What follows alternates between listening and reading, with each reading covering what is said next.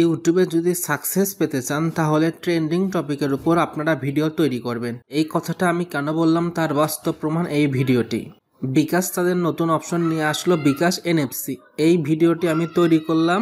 এখানে যদি আপনি লক্ষ্য করেন আমার ভিউজ আছে বর্তমানে 1.4K।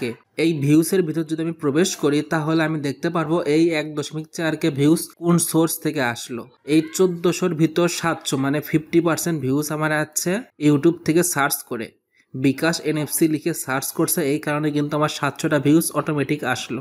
এই জন্য করে আমি আপনাদের বলি, আপনাদের ভিডিও যদি ভাইরাল করতে চান তাহলে অবশ্যই এমন কোনো টপিক নিয়ে ভিডিও বানাবেন যে টপিকটা মানুষ লিখে সার্চ করবে।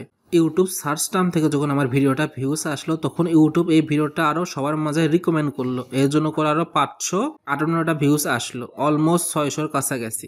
এই দেখেন 7-5-1200 প্লাস কিন্তু ভিউজ আমার এই ইউটিউব সার্চ আর রিকমেন্ড থেকে আসলো, যেখানে আমার টোটাল ভিউজ ছিল 1400।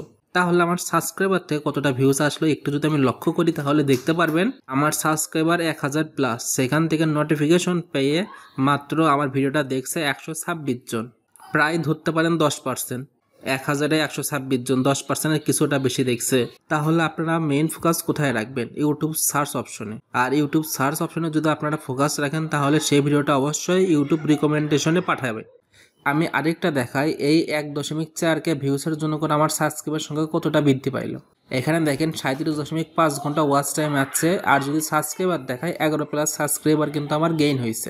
ভিডিওটা যদি ভালো লেগে থাকে লাইক, কমেন্ট এবং শেয়ার করতে কিন্তু ভুলবেন না। আর আপনি যদি এরকম ভিডিও পেতে চান তাহলে এই চ্যানেলটি সাবস্ক্রাইব করে পাশে থাকবেন। Thank you for watching this video.